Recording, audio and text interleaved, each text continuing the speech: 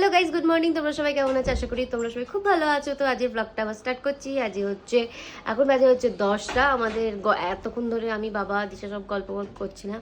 আমরা এত লাত খাচ্ছি বাবা তো রেগে তো বোধহয় বাইরেই জলখাবার খেতে চলে গেল, ব্রেকফাস্ট করতে গেছে। আর এখানে আজকে যাব হচ্ছে আমি আমার ফিজিওথেরাপি সেশনে। আজকে যেহেতু হচ্ছে লাস্ট ডে ব্যাঙ্গালোরের, তো ওই জন্য লাস্ট আমার ব্যাঙ্গালোরের ফিজিওথেরাপি সেশন আছে, ওটা আজকে কমপ্লিট করে তারপর দেখি কি করব। ওই বাবা দিশারা তো বোধহয় ওই ইয়েতে যাবে, সায়েন্স মিউজিয়াম। আমি আর যাবো না বলেছি, কারণ ফিজিওথেরাপির পর প্রচণ্ড পেন হয় পায়ে, তো আমার একটু রেস্টের দরকার। বুদ্ধ হয়তো যাবে, আমি হয়তো রুমের হোটেলে থাকবো। আর আপাতত এখন রেডি হব, রেডি হয়ে এখন ওখানে যাব। সকালবেলা কিরমভাবে হাঁটে, তো খুলেছে। এই জাস্ট আমি হসপিটালে পৌঁছলাম, আর এবার যাচ্ছি হচ্ছে তোমার ফিজিওথেরাপি রুমে। ওখানে আমার 20 মিনিটের সেশন চলবে, দিয়ে ওখান থেকে মেবি আমি বাড়ি চলে যাবো। এখন জানি না কি প্ল্যান, কারণ এরপরে কি হবে জানি না। কিন্তু ফিজিওথেরাপি করতে আমার এখন খুবই, সত্যি কথা বলতে খুবই প্রবলেম হচ্ছে, কারণ এতদিন স্টিফ ছিল তো, আবার যন্ত্রণা করবে বাপরে বাপ। আজকে যাই, আজকে কি ব্যায়াম দেয় দেখা যায়। এখানে আমি ফিজিওথেরাপির রুমে চলে এসেছি, আর এখানে দেখছি আমার ফিজিওথেরাপি স্টার্ট হয়ে গেছে। আর এখানে একটুখানি দেখবে আমার পাটা একটুখানি শিভারিং করছে, কারণ অপারেশনের পর এই ফার্স্ট আমার ব্যায়াম করা হচ্ছে, কোনো এক্সারসাইজ হচ্ছে। তো এই জন্য তোমরা দেখতে পাচ্ছ পাটা পুরো শিভার করছে, রীতিমতো থরথর করে কাঁপছিল। তো প্রচণ্ড কষ্ট হয় বস। আমি এবার বুঝতে পেরেছি ফিজিওথেরাপি, আমি ভাবতাম যে বেশ ভালো, বেশ আরাম লাগবে হয়তো, যাতে ব্যথা আছে বলে না যে ফিজিওথেরাপি করে সেরে যায়, আমাদের ভালোই, তাহলে করলে হয়তো আরাম লাগে। কিন্তু বিশ্বাস করো আমার অপারেশনের পরও, মানে এখনও পর্যন্ত, আমি তো ব্যাঙ্গালোর থেকে এখনও কলকাতায় চলে এসেছি, এখনও পর্যন্ত আমার যা ব্যথা হচ্ছে, আমার অপারেশনের সময়ও অত ব্যথা হয়নি। মানে অপারেশনের ব্যথাটা আমার কিচ্ছু না, যে ফিজিওথেরাপির যা ব্যথা হচ্ছে।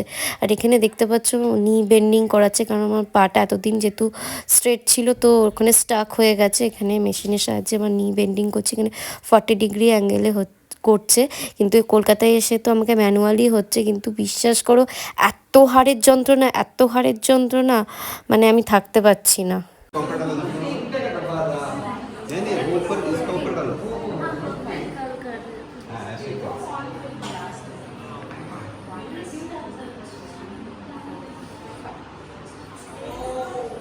जैसे आपको दर्द महसूस मेंटेन कर सकते हैं स्लोली।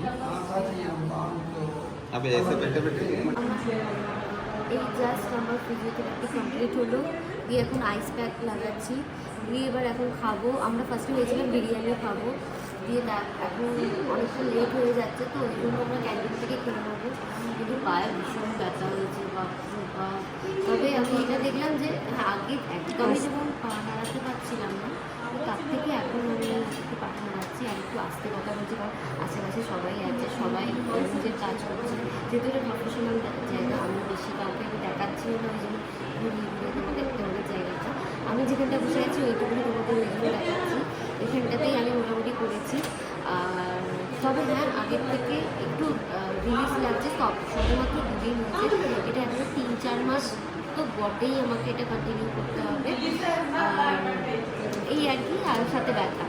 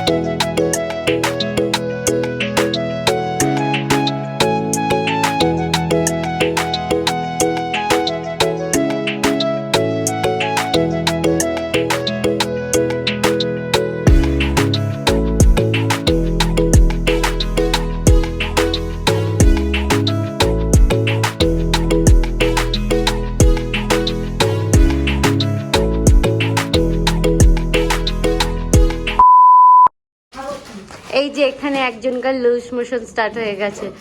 আসার সময় এর হয়েছিল, যাওয়ার সময় এর হয়েছে। এই যে দাদা, শরীরটা ভালো নেই। ভালো নেই? আর খাবে chicken? Hello guys, good morning. তোমরা সবাই কেমন আছো? আশা করি তোমরা সবাই খুব ভালো আছে। এই জাস্ট ঘুম থেকে উঠলাম, দেখতে পাচ্ছি তো টেনে ফেনে একেবারে চুল বেঁধে নিয়েছি, কারণ আমাদের 10টা না 11:20-তে ট্রেন আছে। আমরা এখন বেরোচ্ছি। তার আগে তোমাদের রুমটা দেখিয়ে দিচ্ছি, কারণ এর আগে খুবই বাজে অবস্থা ছিল। অবভিয়াসলি এখনও আছে, কারণ আমরা এখন বেরোচ্ছি। তো ছোট্ট করে তোমাদের একটা দেখিয়ে দিচ্ছি আমরা কোন রুমটাতে ছিলাম। এইটা হচ্ছে আমাদের রুম। এখানে ডাবল বেড, ওখানে একটা সিঙ্গেল বেড, এখানে একটা টেবিল মতো আছে, একটু মেস আছে, আর একটুখানি কি বলবো, এতজনে ছিলাম তো একটুখানি নোংরা তো হবেই। এটা হচ্ছে আমাদের জ্বালা, খুব সুন্দর হাওয়া আসে এখানে, খুব সুন্দর একটা পেন্টিং আছে। আমি এখন কাছে যেতে পারছি না, তাই জুম করে দেখা যাবে কি, দেখো এখানে একটা পাতা পাতা পাতা পাতা খুব সুন্দর একটা পেন্টিং আছে। এইদিকে আছে ড্রেসিং টেবিল, ওইদিকে আছে ওয়ার্ড্রোব, এদিকে একটা সাইড টেবিল আছে, আর এই সাইডে আছে তোমার ওয়াশরুম। আর এটাই হচ্ছে টোটাল রুমটা। খুব ভালো রুমটা, আমরা দারুণ রুম পেয়েছি। ইভেন এর পরেও যখন আসবো আমরা এই হোটেলে থাকবো, কারণ এই সামনে বেরিয়ে সমস্ত জিনিস আমরা পেয়ে যাচ্ছি। খাবার, বিশেষ করে তো খাবার, আমি আর বুদ্ধ দুজনেই চিকেন লাভার, তো কাবাব বলো, বিরিয়ানি বলো, সব কিছুই সামনে পেয়ে যাচ্ছি। আর রুমটাও অসাধারণ ছিল, সার্ভিসিংও খুব ভালো, তো ব্যাপক। তো এখন এবার সবাই বেরিয়ে গেছে, আমি আর বুদ্ধই রয়েছি। বুদ্ধ গেছে বাথরুমে, আমি এখন দাঁড়িয়ে আছি। দিয়ে আমি আর বুদ্ধ বেরিয়ে যাব নিচে, দিয়ে ওখান থেকে ক্যাব বুক করব, দিয়ে যাব স্টেশন। বাড়ি চলে যাওয়ার আগে তোমাদের হোটেলটা একবার দেখিয়ে দিই। আর এটা হচ্ছে হোটেলের ফ্রন্ট লুক। আর দেখো হোটেলটা অনেকটা হসম্যাট হসপিটালের মতোই, রেড অ্যান্ড ব্লু। আর সামনেটা এটা হচ্ছে রিসেপশন, এখান দিয়ে এন্ট্রেন্স। আমরা এখানে ট্রেনে উঠে পড়েছি, আর এখন রাত্রি হয়ে গেছে। আজকে ট্রেন ছিল হচ্ছে তোমার 11:20-তে। দুপুরবেলা লাঞ্চও করা হয়ে গেছে, তারপর একটুখানি ঘুম দিয়েছি, এত টায়ার্ড ছিলাম সবাই। তার ভেতর তো বুদ্ধর আবার জ্বরও চলে এসেছিলো মধ্যিখানে। তো আর আমার বাবার পড়েছে হচ্ছে B6-এ, ওই জায়গাটাতে আমি রয়েছি। যেহেতু বাবারটা লোয়ারে ছিল, ওই জন্য বাবার জায়গায় আমি চলে এসেছি। আর এখানে একটা সিট ফাঁকা আছে, ওই জন্য আমার সাথে আজকে রাত্রিরে বুদ্ধ থাকছে, আর বুদ্ধ শোবে আমার সাথে। আর আমাদের রাত্রিরে ডিনারও কমপ্লিট হয়ে গেছে, এবার আমরা শোবো। আর এদিকে দিশা এসেছে, এই যে দিশা, দিশা, দিশা তাকাবি না তো? এখন মোবাইল দেখতে ব্যস্ত। আর কালকে ওই 5টা 5:30 নাগাদ বিকেলবেলায় নামবো। এখন যদি ট্রেন ঠিকঠাক চলে তো, বা যাই না। 29 ঘন্টা, সেই দুরন্তর মতোই সেম 29 ঘন্টার জার্নি। তো আজকের রাতটা কেটে গেলে কালকের খালি বিকেল পর্যন্ত। যে এখানে একজন জ্বর ফর বাদিয়ে এখন ঠিক হয়েছে, এখন যে জায়গা ঠিক করছে। লাকিলি একজন আসেনি, যার জন্য আমরা জায়গাটা পেয়ে গেছি। কে আনলাকি ইউ? আরে না, তুমি ভালোই হয়েছে, তোমার তো নষ্ট ছিল। তোমার পিস করে দিচ্ছে, পিস করে ভেঙে চুরে চুরমার। এই দেখো আমার প্রোফাইল পিকচার, আমি পিস ভেঙে চুরে চুরমার করে দিচ্ছি। তুমি এই কথাটা বলতে পারলে? এই দেখো, এই শুরু হবে আজকে আমাদের রাতের বেলা টপিক। এটা কি? ওটাও না, মাইনি কোথায় থেকে যাও, কি কমেন্ট করো। পুরো এসিটা যে পাচ্ছ না হাওয়াটা, সেটা বলো আমার জন্য। কোথায়? ওখানে? হ্যাঁ, কম্বলটা ঢাকা দেওয়ার পর আর কিছু কি ক্যাপশন দেবো? ভালো জিনিসটা পেয়েও মানুষ স্বীকার করে না।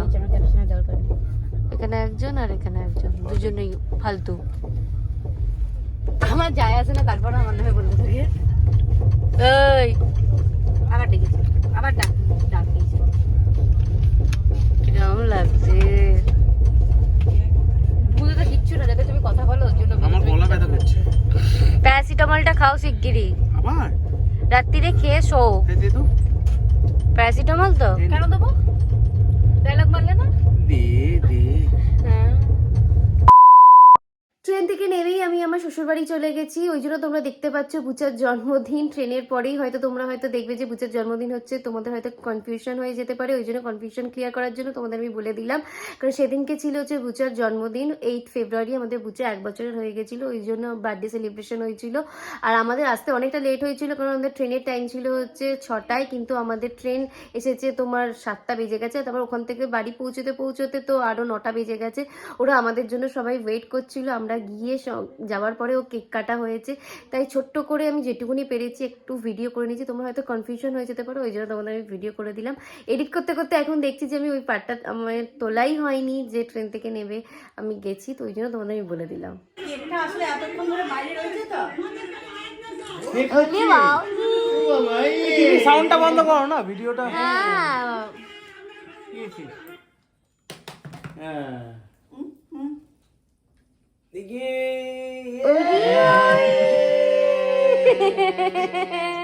ভিডিও করো তুমি দাও, হ্যাঁ যাও, তুমিও যাও, তুমি দাও বাবা, দাও। ওই দাও দাও দাও। সবাই মিলে দাও। চলে এসো, এদিকে এসো। আজকে বুঝা দাও, আজকে কি ব্যাপার? আজকে না নেই, এ বাবা মুখখানা কি করেছি? আজকে সবাই খাবে। মুখটা ঘোরাও তোমার ইয়ে হয়ে যাচ্ছে, উল্টো হয়ে যাচ্ছে, তুমি এদিকে। মুখটা ঘোরাও, মুখটা একটু এদিকে রাখো। মুখে ধর, ধরে এদিকে আরে তাকাও। ও তোমাকে কন্টিনিউ পোজ দেবে খাবারটা যতক্ষণ